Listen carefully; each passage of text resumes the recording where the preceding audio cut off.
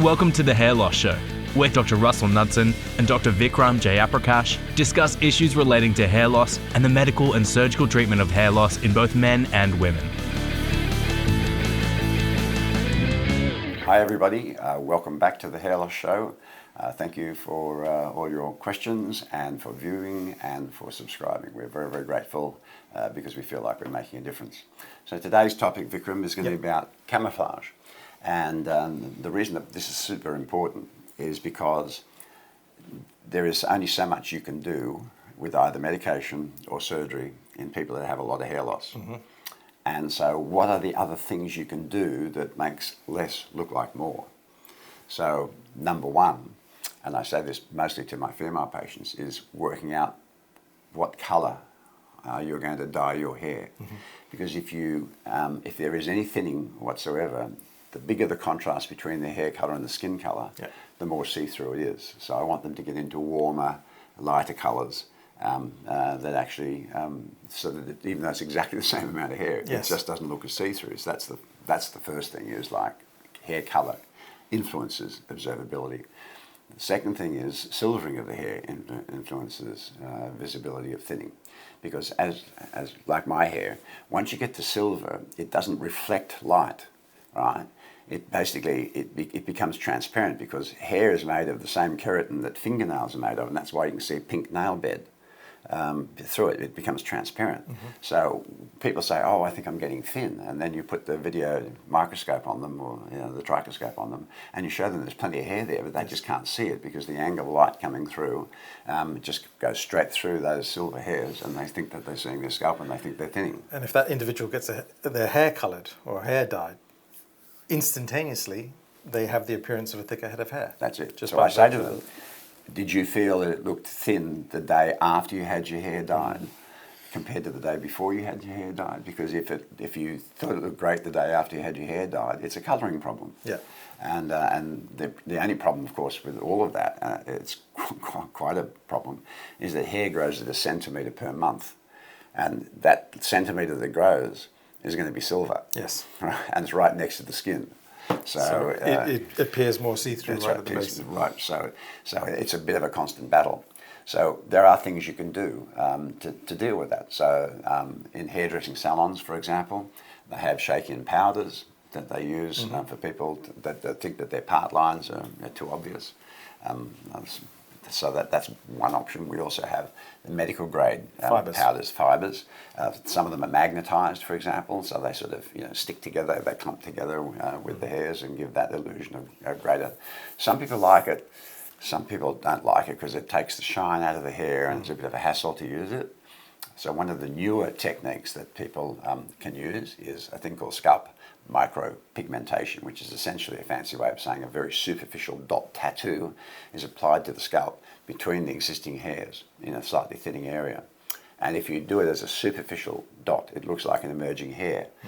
So it's actually very, very useful in people with early thinning to actually put these scalp micropigmentation dots in and get years of benefit out of it, because once the skin seals over the tattoo and it's superficial, then unless you get too much sunlight on it, which makes it fade, but it will last for years and give them that benefit. And it's a good deal because you do it, it takes you a few hours and then you're done. Yeah.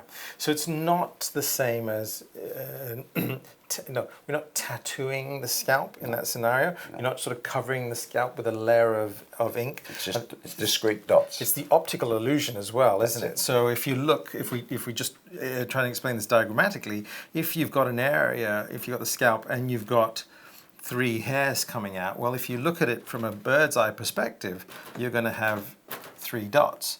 But if you put a dot there and a dot there, which is the scalp micropigmentation, then from a bird's eye view, all of a sudden it looks thicker. And so there's a big advantage there, and so that's become very, very popular in recent years. And in fact, a lot of men who shave their heads use this SMP to actually recreate the hairline. But again, you've got to go to an experienced person, because now we're talking about a tattooist that has to understand hairline design, so that it doesn't look too straight which is what we see sometimes. Yeah. It's got to have that, but it looks better with a bit of three-dimensionality on it. So if there's hair over it, it looks a bit better than I the think purely that's bald probably scalp. one of the things that it really is worth highlighting is that, let's say, for example, you're an individual that is receding in your hairline.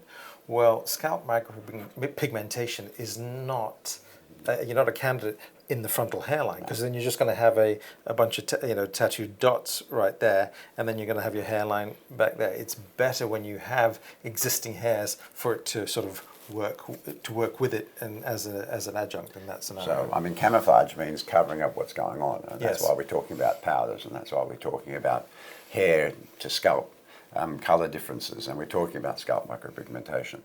These are important. There are some people that still have so much balding and so little hair that they are going to go to a wig. Right. And that's just in balding, for example, but we also see this in people who've had skin cancer removals on their scalp, and they've got a big split skin graft, for example, on there, so they need to cover it. Yes. And so these days we have custom-made ones. You can either get the generic ones. There are either synthetic hair or human hair. The human hairs look better, but they don't last as long. So, for example, the human hair one, you might get 6 to 12 months out of it before it looks ratty, whereas the synthetic one, you might get 12 to 18 months to 2 years out of it. So you've got to take that into consideration as well. And then there are some of the really super-duper luxe ones where they actually create a mould on the head and then build the system around that. So that then these can be pretty impressive. Yes. Yeah. The only problem with hair systems is you really rarely can get the ability to expose a hairline with it, which is why you see so many people have these mussy sort of, that are wearing the systems, have a mussy forward angled hair, so not to show where the attachment point is. But there are patients where it's entirely appropriate for them to consider to use a system because they really don't have any other options. And I think I think all of these things, it's about choosing what works best for the individual, isn't it? Be it the fibres, right? So the fibres are great; they're relatively inexpensive. Yes. But I guess the issue is sort of washing it out. The hassle of putting it on. Some people spend a lot of time putting it on in the right place to give it that sort of illusion, and it's the washing off at the end of the day, and what the impact of that is in terms of timing. There's the aspect of with the scalp micropigmentation of actually having to do it, get it done properly. Yes. And then with the understanding that you may need a top up in the sense that it will potentially fade. That's right, at some stage. Yeah. And that's, again, comes back to the skill, because what you want is that the SMP artist to hit that same exact dot on the same spot. Yeah. Yeah, you don't want it to be a bit off so that you're getting this bleeding. A painted version of the scalp. That looks wrong. But there are some very skilled people out there that have been taught to do this. There are better pigments now for doing it. And it's very important not to use a metallic pigment. Yeah. Because you can't have an MRI scan, for example, if you've got a metallic pigment in your scalp. So there are certain exclusions. But I'd have to say that for covering scars with surrounding hair and for early thinning, SMP has been a very big advance in the last 10 years in one of the armamentarium, one of the tools that people could use to really to actually cover some problems. Perfect. All right, well, I think that covers camouflage, and it's a really good summary. I hope you've enjoyed that. Thanks again for watching, and we'll see you on the next episode. Thank you.